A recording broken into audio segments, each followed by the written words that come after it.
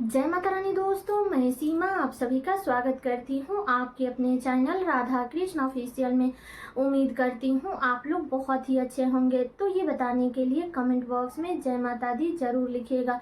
तो चलिए दोस्तों, आज हम इस वीडियो में जानेंगे कि ज्येष्ठ पूर्णिमा कब है, पूर्णिमा का व्रत स्नान दान कब किया जाएगा, और जो लोग भी श्री सत्यनारायण भगवान के कथा कहलवाना चाहते हैं तो वो लोग कब कहलवाएंगे, पूर्णिमा के दिन कौन कौन से ऐसे कार्य हैं जो जरूर करने चाहिए और कौन कौन से ऐसे कार्य हैं जो नहीं करनी चाहिए। पूर्णिमा के दिन सुहागिन महिलाओं को कौन कौन सी ऐसी गलतियां हैं जो नहीं करनी चाहिए। और बहुत सारे लोग ज्येष्ठ पूर्णिमा के दिन वट सावित्री का व्रत करते हैं, तो वो लोग व्रत किस दिन रखेंगे। तो इसी प्रकार के बहुत सारी महत्वपूर्ण बातें जानेंगे, तो आप लोग वीडियो के लास्ट तक बने रहिएगा। आप लोगों को सभी महत्वपूर्ण बातें जानने को मिलेगा। तो चलिए वीडियो को शुरू करते हैं और जान लेते हैं सभी महत्वपूर्ण बातें। तो सबसे पहले बता दूं दोस्तों कि ज्येष्ठ पूर्णिमा जो कि बड़ा ही सब और श्रेष्ठ माना गया है, क्योंकि आप सभी को पता ही है कि ज्येष्ठ पूर्णिमा के दिन बहुत सारे लोग हैं जो मतलब कि वट सावित्री का व्रत करते हैं। तो इसलिए इस पूर्णिमा को बड़ा ही महान पूर्णिमा माना गया है। बहुत सारे लोग हैं जो ज्येष्ठ अमावस्या के दिन वट सावित्री का व्रत करते हैं, लेकिन बहुत सारे लोग हैं जो ज्येष्ठ पूर्णिमा के दिन वट सावित्री का व्रत करते हैं। तो जो लोग भी अब की बार साल 2025 में ज्येष्ठ पूर्णिमा के दिन वट सावित्री का व्रत रखेंगे या पूर्णिमा का व्रत रखेंगे, तो वो लोग 10 जून को रखेंगे। दिन है मंगलवार, ठीक है। तो 10 जून को व्रत रख करके फेरी लगा करके इसके बाद ही आप अपने मुख में कुछ भी डालिएगा।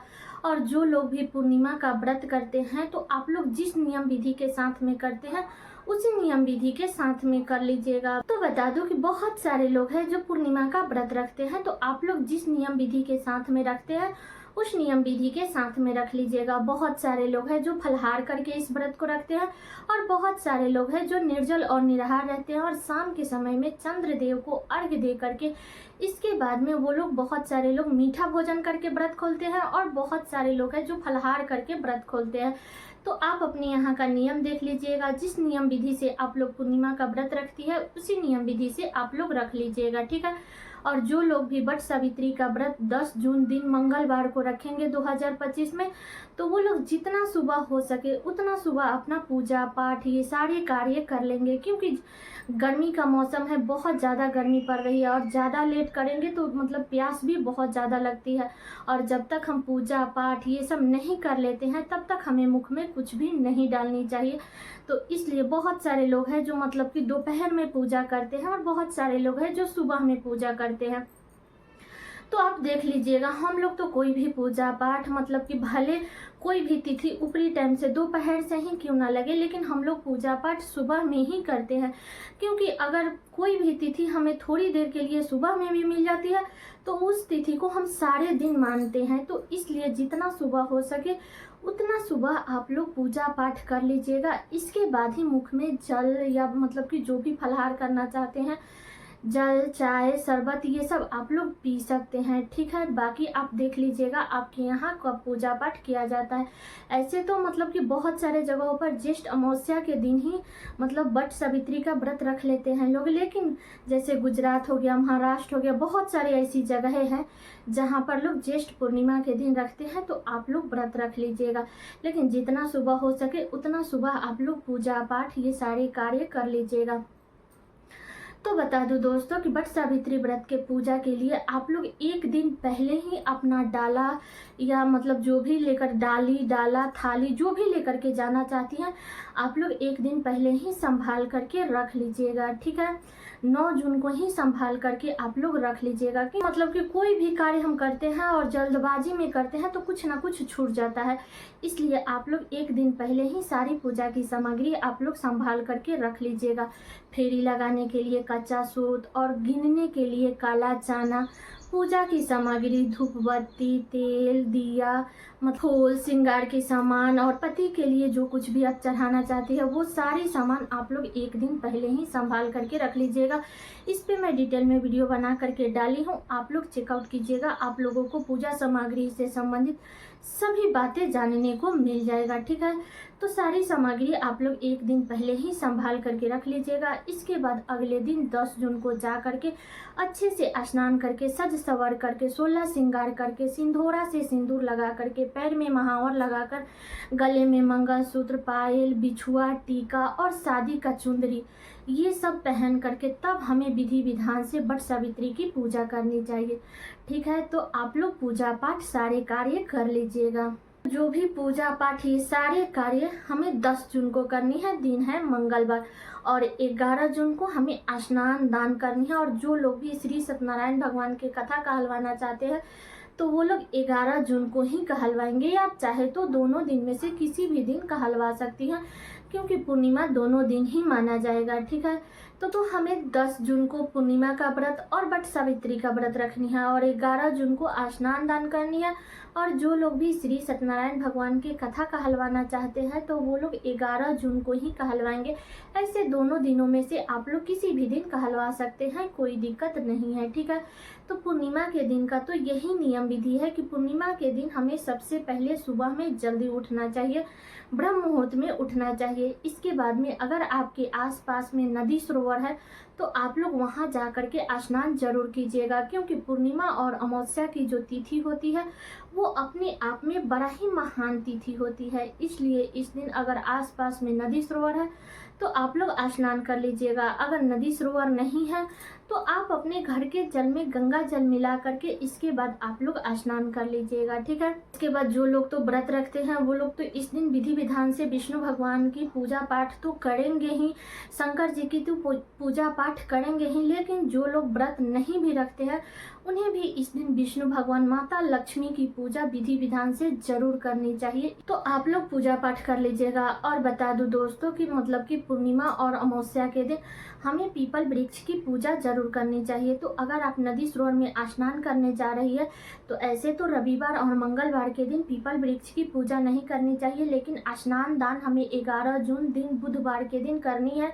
तो आप लोग अगर नदी सरोवर में स्नान करने जा रहे हैं, उधर से आ रहे हैं, तो अगर रास्ते में पीपल वृक्ष मिल जा रहा है तो आप लोग पूजा पाठ जरूर कीजिएगा, क्योंकि अमावस्या और पूर्णिमा के दिन पीपल वृक्ष की पूजा जरूर करनी चाहिए। तो आप लोग 11 जून को पीपल वृक्ष की पूजा जरूर कर लीजिएगा। ठीक है, और पूर्णिमा के दिन हमें दान जरूर करनी चाहिए। तो बता दूं कि गर्मी का मौसम है तो ठंडी चीज़ों का हमें दान करनी चाहिए। आप लोग चप्पल का दान करें, छतरी का दान करें, पानी का दान करें, मटके का दान करें, जिस लायक भगवान आपको सामर्थ्य दिए हैं उस लायक आप लोग दान जरूर कीजिएगा। मान लीजिए ये सभी आप लोग दान नहीं कर पाते हैं तो आप लोग अन्न का भी दान कर सकते हैं या पैसे का भी दान कर सकते हैं। मान लीजिए कोई अन्न लेने वाला नहीं है तो आप लोग पैसे का भी दान कर सकते हैं, क्योंकि इस दिन दान करना बहुत ही अधिक महत्वपूर्ण होता है।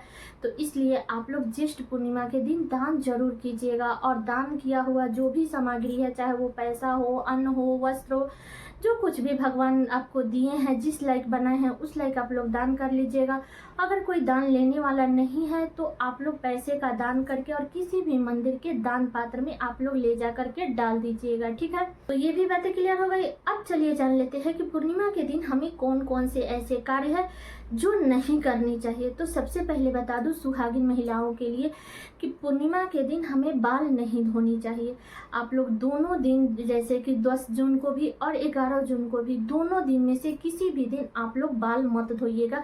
इस बात का ध्यान रखिएगा। बहुत सारे लोगों को उसी दिन इमरजेंसी हो जाती है कि नहीं मैं आज बाल धोऊंगी क्योंकि मंगलवार है 10 जून को, तो बहुत सारे लोग पीरियड का भी बाल धोते हैं। तो बता दूं कि देखिए अमावस्या और पूर्णिमा के दिन हमें कभी भी बाल नहीं धोनी चाहिए, जो कि बिल्कुल भी अच्छा नहीं होता है। ठीक है, अगर बच जाता है तो बचा दीजिएगा, धोइएगा मत। ठीक है, लेकिन बहुत सारे लोग हैं जो नदी सरोवर में स्नान करने जाते हैं तो वो लोग बाल से स्नान करेंगे, लेकिन बाल में शैम्पू, साबुन ये सब यूज नहीं करेंगे। इस बात का ध्यान रखिएगा। अगर घर में स्नान कर रहे हैं तो उन्हें बाल से स्नान नहीं करनी चाहिए। ठीक है, तो ये बातें क्लियर हो गई। अगली बातें बता दूं कि पूर्णिमा के दिन हमें सिंदूर नहीं लगानी चाहिए। बहुत सारे घरों में लोग लगाते हैं, लेकिन हमारे यहाँ नहीं लगाया जाता है और हम लोग नहीं लगाते हैं। जो लोग भी व्रत रखते हैं तो वो लोग लगाते हैं, लेकिन हम लोग नहीं लगाते हैं। तो बता दो कि अगर आपके यहाँ लगाया भी जाता है तो आप लोग पीला वाला सिंदूर मत लगाइएगा, आप लोग लाल वाला सिंदूर लगाइएगा। ठीक है, तो इस बात का ध्यान रखिएगा। बाकी अगर बच जाता है तो जरूर बचाइएगा। व्रत वाले लोग तो लगाएंगे ही, लेकिन जो लोग व्रत नहीं रखते हैं तो उन्हें नहीं लगानी चाहिए। ठीक है, तो ये भी बातें क्लियर हो गई। अगली बातें बता दूं कि पूर्णिमा के दिन हमें कभी भी बाल नहीं काटनी चाहिए, नाखून नहीं काटनी चाहिए। और बहुत सारे जेंट्स लोगों के लिए उतना मायने नहीं रहता है, क्योंकि बहुत सारी ऐसी जॉब होती है जिसमें रेगुलर वो लोग शेविंग वगैरह करते हैं, तो जेंट्स लोगों के लिए उतना मायने नहीं रखता है। लेकिन औरत लोगों को बता दूं कि आप लोग बाल मत काटिएगा और नाखून मत काटिएगा पूर्णिमा के दिन, ठीक है। अगली बातें बता दूं कि पूर्णिमा के दिन हमें मांस मदिरा का सेवन नहीं करनी चाहिए, इस बात का ध्यान रखिएगा। इस दिन हमें मीठा भोजन बना करके, जैसे खीर पूरी, ऐसे तो गर्मी का दिन है तो मतलब ऑयली खाना बहुत सारे लोग हैं जो खाना पसंद नहीं करते हैं, तो आप लोग पूरी बनाए या ना बनाए, लेकिन खीर बना करके भगवान को भोग अपने हाथ से जरूर लगा दीजिएगा। बता दूं कि अगर विष्णु भगवान और माता लक्ष्मी की मतलब जो भी प्रतिमा है अगर वो अलग अलग है तो विष्णु भगवान के भोग में आप लोग तुलसी पत्र जरूर डालिएगा। लेकिन अगर एक साथ में विष्णु भगवान और माता लक्ष्मी है तो आप लोग माता लक्ष्मी के भोग में तुलसी पत्र नहीं पड़ता है, तो आप लोग सिर्फ खीर बना करके और भोग लगा दीजिएगा। लेकिन अगर अलग अलग है तो विष्णु भगवान के भोग में आप लोग तुलसी पत्र जरूर डालिएगा, ठीक है। अब चलिए जान लेते हैं कि पूर्णिमा तिथि कब से शुरू हो रही है और कब समाप्त हो रही है। तो बता दूं कि पूर्णिमा तिथि शुरू होगा 10 जून को, दिन है मंगलवार, ठीक है। सुबह में 11:38 पर पूर्णिमा तिथि शुरू हो जाएगा और पूर्णिमा तिथि समाप्त होगा 11 जून को, दिन है बुधवार, दोपहर में 1:15 पर पूर्णिमा तिथि समाप्त हो जाएगा। इसलिए पूर्णिमा का जो व्रत है और जो लोग भी वट सावित्री का व्रत रखते हैं ज्येष्ठ पूर्णिमा के दिन, तो वो लोग व्रत 10 जून दिन मंगलवार को रखेंगे, ठीक है। और 11 जून को स्नान दान ये सारे कार्य करनी है। इस दिन चंद्र उदय का समय होगा 10 जून को शाम में 6:44 पर। तो जो लोग भी पूर्णिमा का व्रत रखते हैं तो वो लोग शाम के समय में चंद्रदेव को अर्घ्य दे करके इसके बाद में आप लोग अपना व्रत खोल लीजिएगा, ठीक है।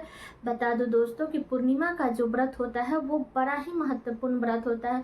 बहुत सारी महिलाएं अपने अखंड सुहाग के लिए रखती है, बहुत सारे लोग हैं जो बहुत सारी महिलाएं अपने संतान के लिए रखती है, क्योंकि पूर्णिमा का व्रत रखने से जो भी आपकी मनोकामना होती है वो बहुत ही जल्दी पूर्ण हो जाती है। अखंड सुहाग के लिए भी रखा जाता है, संतान के लिए भी रखा जाता है। और जो लोग भी अब की बार ज्येष्ठ पूर्णिमा से पूर्णिमा का व्रत उठाना चाहते हैं तो वो लोग उठा करके कर सकते हैं, ठीक है। तो सारी बातें क्लियर हो गई ज्येष्ठ पूर्णिमा से संबंधित। उम्मीद करती हूँ कि आप लोगों के लिए वीडियो बहुत ही उपयोगी होगा। तो ये वीडियो मेरा यहीं तक का था। कैसा लगा ये वीडियो आप लोग कमेंट करके ज़रूर बताइएगा। चैनल पे नए आए हैं तो सब्सक्राइब कर दीजिएगा, वीडियो को लाइक कर दीजिएगा और वीडियो को शेयर कर दीजिएगा, ताकि हर किसी को ज्येष्ठ पूर्णिमा से संबंधित सभी महत्वपूर्ण बातें जानने को मिल सके। तो चलिए दोस्तों, मिलती हूँ अगले वीडियो में किसी नए वीडियो के साथ में। तब तक के लिए नमस्कार।